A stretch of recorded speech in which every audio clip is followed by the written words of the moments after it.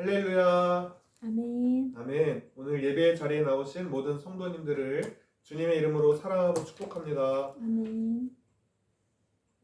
우리 서로 인사해 볼까요? 예수님의 이름으로 사랑하고 축복합니다. 예수님의 이름으로 이름으로 사랑하고 축복합니다. 대동당하고 축복합니다. 네, 오늘 말씀은 로마서 12장 9절에서 13절 말씀입니다.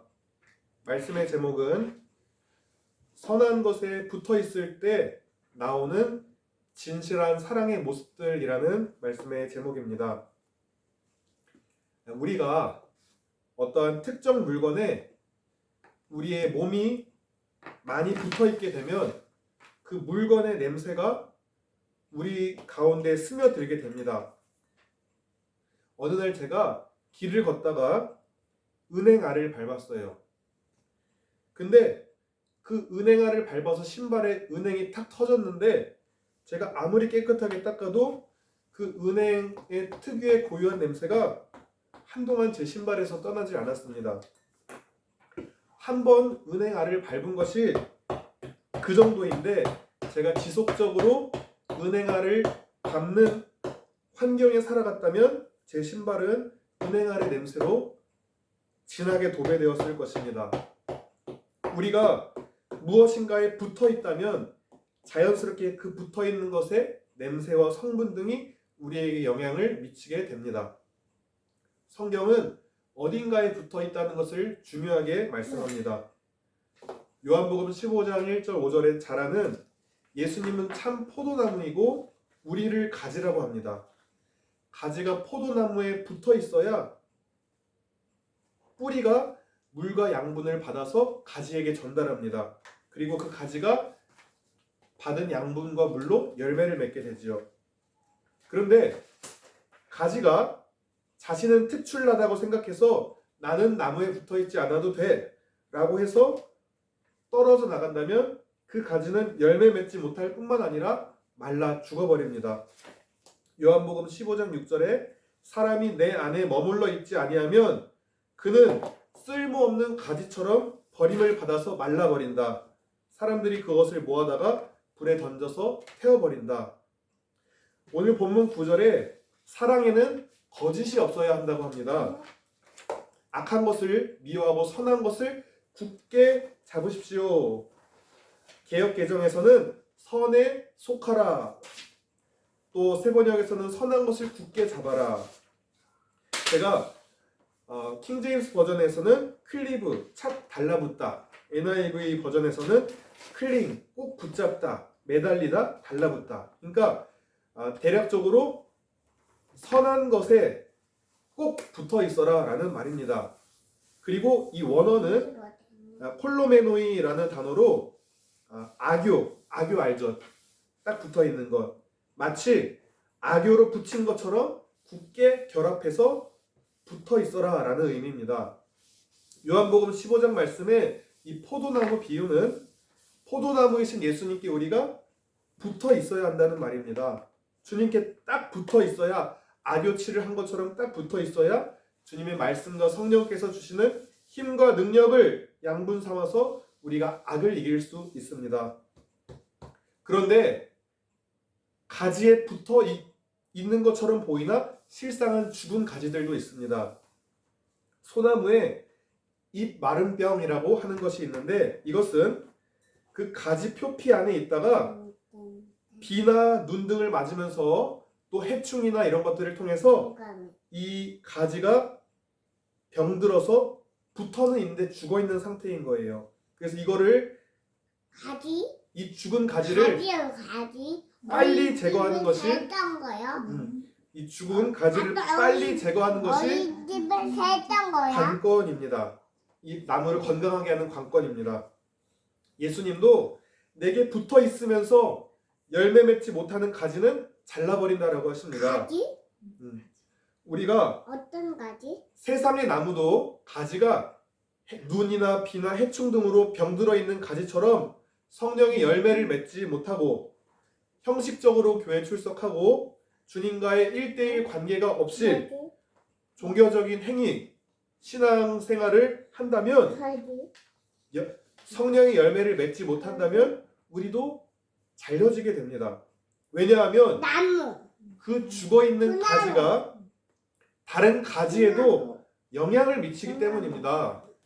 다른 가지를 병들게 하고 다른 가지에게 갈 양분을 뺏어 먹고 그거 뭐야?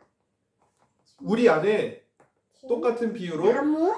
세상의 의심과 세상의 가치관과 풍조들이 우리 가지에 눈이나 비처럼 벌레처럼 쌓일 때에 우리가 빨리 없애야 합니다.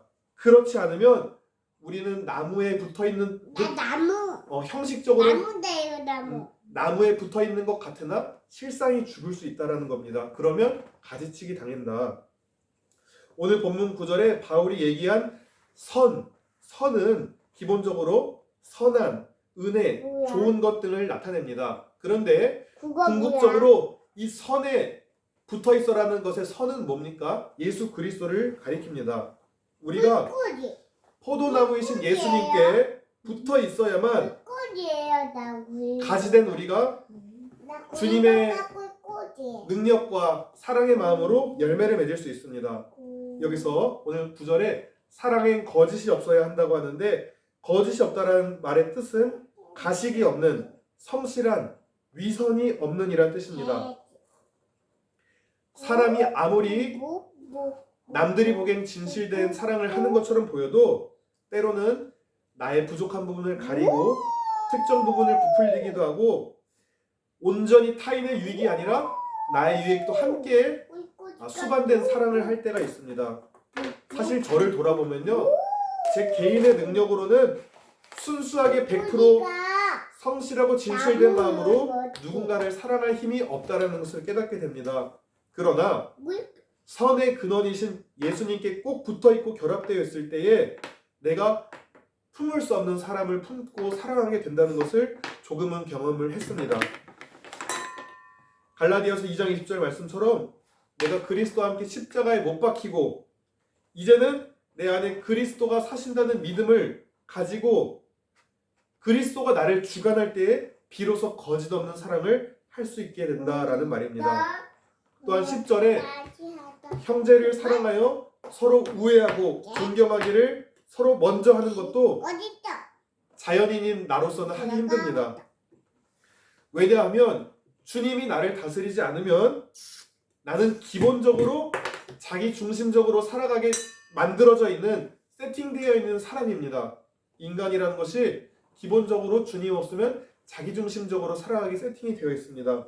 그런데 여기서 형제를 사랑하며 서로 우애하고 존경한다는 것은요, 우리가 한 하나님, 하나의 부모를 가지고 있다. 그래서 그리스도 안에서 한 믿음의 가족으로 형제를 가지고 사랑한다라는 것을 말합니다. 그리고 11절에 부지런하여 게으르지 말고 열심을 품고 주를 섬기라. 여기서 10절에 이어서 형제를 사랑하는 것의 연장선입니다. 서로 존경하고 게을리하지 말고 열심을 품고 주를 섬기라 합니다. 열심을 품고의 단어의 뜻은 뜨겁고 열정적인, 타오르는 듯하다와 푸뉴마라는 단어가 합쳐 있는 건데요. 꼭 해요. 우리가 불붙는 심령이 되어서 사람을 섬기는데 우리 안에 그럴 힘이 없죠. 그래서 어떻게 가능하냐? 우리 자신을 성령께 내어 맡길 때에 그것이 가능하다라는 것입니다. 우리가 성령께 붙어 있을 때 우리가 뜨거운 심령으로 부지런하게 되고 열심을 품고 주를 섬길 수 있게 된다라는 것입니다. 그리고 12절에 소망 중에 즐거워하며 환난 중에 참으며 기도에 항상 힘쓰며, 그리스도인들은 그리스도 안에서 의롭다함을 얻은 존재입니다. 그래서 하나님과 화평을 누리고 소망 중에서 즐거워하는 자들입니다. 우리가 악한 세상 가운데 살아가다 보면 우리가 소망이 실현되는 과정 가운데 있지만 때때로 어려울 때가 있습니다. 왜냐하면 우리가 살아가고 있는 이 세상은 예수님으로 인해서 시작된 하나님 나라의 시작은 되었지만 아직은 완성되지 않은 과도기적인 시대를 살아가고 있기 때문입니다. 잘 먹는데? 오늘을 살아가는 저도 예수님으로 인해서 때로는 소망 가운데 즐거워하지만 하나님의 말씀을 대적하는 세상과 주변 환경들로 인해서 어려움을 겪을 때가 있습니다. 그래서 오늘 또 엄마 나지는 거. 우리나라 가운데 하나님을 대적하는 가치관들을 기도하는 마음으로 오늘 한국교회 성도들과 함께 연합기도의 자리에 나아가는 이유가 하나님, 박해와 환란이 많을수록 모이기에 힘쓰고 기도에 힘써야 합니다. 본문 12절에 기도를 꾸준히 하십시오. 기도에 항상 힘쓰라 이 말은 세상의 유혹과 핍박이 미안해요. 우리 혼자서는 감당하기 힘들기 때문에 함께 모여서 기도함으로 주님의 능력을 공급받지 않고서는 내가 이러한 어려운 상황을 견딜 수 없다라는 말입니다. 뭐야 그거? 그리고 기도 가운데에 성도의 기도를 듣고 응답하셔서 하나님이 이 땅의 악한 것들을 없애버릴 수도 있지만 때로는 그 악한 것들을 내버려 두시고 성도들이 그 상황을 견딜 수 있는 힘을 공급해 주십니다. 그래서 우리가 어찌하든 지속적으로 기도에 항상 힘써야 한다는 것입니다. 기도에 항상 힘쓴다는 말의 원어는 인내하다, 끈질기게 성실하다 라는 말로써 모든 문제의 해결과 기도의 응답은 전적으로 주님께 달려있음을 믿고 다른 해결책은 없으니 끈질기게 주님 앞에만 나아간다, 기도로 나아간다는 뜻입니다. 이 기도의 방법은 또 골방에서 1대1로 시간과 장소를 정해서 기도할 수 있고 또 걸어가면서 기도하고 때로는 정기적인 시간에 함께 모여서 기도하는 사람들과 간절하게 주님의 뜻이 이 땅 가운데 이루어지도록 내 안에서 먼저 이루어지도록 간절히 기도해야 합니다. 마지막 13절 성도들의 쓸 것을 공급하며 손 대접하기를 힘쓰라. 성도들의 쓸 것을 공급한다는 것은 그들의 필요를 알고 내 것으로 섬긴다라는 뜻입니다. 이 당시에 바울은 아마 글라우디오 황제의 추방 명령 이후에 로마 교회의 상황을 염두에 두고 썼을 것입니다. 이는 로마의 이방인 가정교회들이 궁핍한 상황에 있는 유대인 가정교회들을 물질적으로 도우라고 요청한 말입니다. 손 대접하기를 힘쓰라 라는 말은 친절히 접대하다로 나그네를 접대하는 것은 고대 세계에서 높이 평가된 덕목으로 유대인들의 종교적 경건의 실천과 복음서에서도 예수님의 사역에서도 나타나는 것입니다.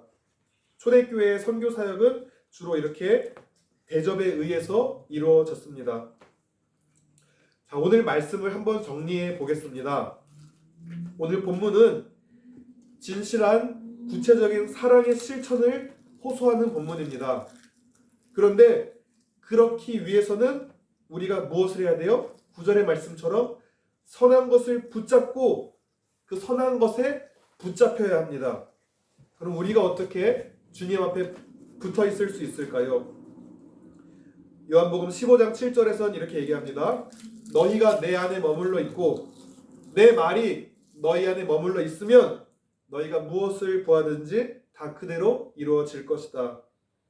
우리가 주님께 붙어 있기 위해서는 주님의 말씀이 내 안에 머물러 있도록 해야 합니다. 그리고 예수님의 말씀이 내 안에 머물도록 나의 마음의 문을 열고 말씀을 묵상하고 말씀을 내 삶 속에 가까이 하며 그 말씀이 내 안에서 이루어지도록 기도에 힘써야 합니다. 연약한 내 의지와 힘으로는 이러한 주님이 원하시는 형제 사랑을 할 수도 없고 환난을 당할 때 참을 수도 없습니다. 소망 가운데 즐거워할 힘도 없고 다른 이의 필요를 채우기는커녕 나 혼자도 못 섭니다. 손님 대접은 더더구나 못합니다. 그러나 주님의 말씀이 내 안에 머무르고 내가 주님 안에 있을 때에 글도 돼요. 주님의 말씀이 글도 돼요. 지식의 말씀이 아닌 내 심령에 꽂히는 레마의 말씀으로 나를 변화시킬 때에 나부터 변화시키고 그 은혜가 넘치도록 부어져서 그 은혜 안에 내가 강하여져서 이제는 다른 이를 섬기며 환난 중에도 인내할 수 있는 사람으로 되어진다라는 것입니다. 사랑하는 또 성도님들, 우리가 예수 그리스도에게 꼭 붙어 있도록 우리의 마음과 시선을 예수님께 말씀 앞에 고정하시기를 바랍니다. 주님이 주시는 성령의 능력으로 주님이 원하시는 거짓 없는 사랑의 구체적인 모습들이 오늘 여러 가지로 나타났죠. 그 구체적인 모습들이 우리 삶 가운데 나타나는 주님의 제자로서 살아가기를 원합니다. 그리하여 주님께 영광 돌리는 우리 모두가 다 되시기를 좋으신 예수님의 이름으로 축복하며 기도합니다. 네, 기도하시겠습니다. 하나님 아버지 감사합니다. 오늘도 생명의 말씀을 통하여서 우리가 어떻게 악을 미워하고 선에 붙어 있을 수 있는지 알게 되었습니다. 하나님, 주님이 주시는 성령의 능력과 말씀의 은혜로 말미암아 우리가 그 힘으로 하나님의 일들을 감당할 수 있음을 깨닫게 되었습니다. 기도에 항상 힘쓰고 지속적으로 기도의 자리에 나아가며 하나님 말씀이 내 안에 머물러 있을 수 있도록 하나님 말씀을 사모하고 하나님 정확한 하나님의 의도가 무엇인지 말씀을 연구하고 묵상하는 일에 게으르지 않도록 하시고 우리가 그 말씀과 성령의 힘으로 말미암아 주님이 명하신 그 권면의 말씀, 형제를 사랑하고 나그네를 대접하고 하나님의 일들을 감당하는 데에 그러한 일들을 감당할 수 있도록 주님께 먼저 붙어 있을 수 있는 모든 성도님들 될 수 있도록 인도해 주옵소서. 감사드리며 예수님의 이름으로 기도드렸습니다. 아멘. 아멘. 예.